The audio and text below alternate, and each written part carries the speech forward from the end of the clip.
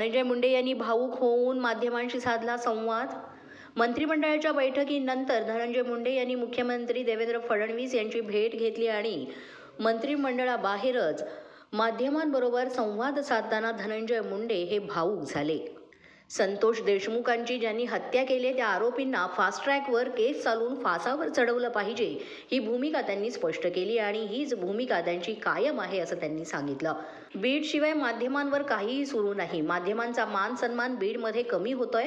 आपण काय खरं आणि काय खोटं याची तपासणी करावी, शहानिशा करावी अशी मागणी देखील माध्यमांना धनंजय मुंडे यांनी केली। धनंजय मुंडे माध्यमांशी बोलताना भावूक झाल्याचं पाहायला मिळालं।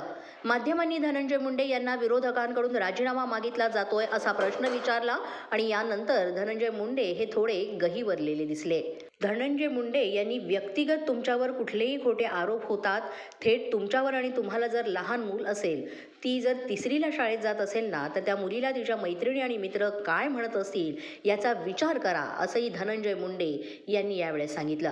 राजीनामा या विषयावर मी काही उत्तर देणार नाही असंही मुंडे यांनी माध्यमांशी बोलताना स्पष्ट केलं। अशाच नवनवीन व्हिडिओसाठी पोलीस माझा न्यूजचं YouTube चॅनल सबस्क्राईब करा। तसंच आमचं फेसबुक, इंस्टाग्राम आणि ट्विटर अकाउंट फॉलो करा। अधिक माहितीसाठी आमच्या www.polismazhanews.com या वेबसाईटला भेट द्या। पाहत रहा पोलीस माझा न्यूज।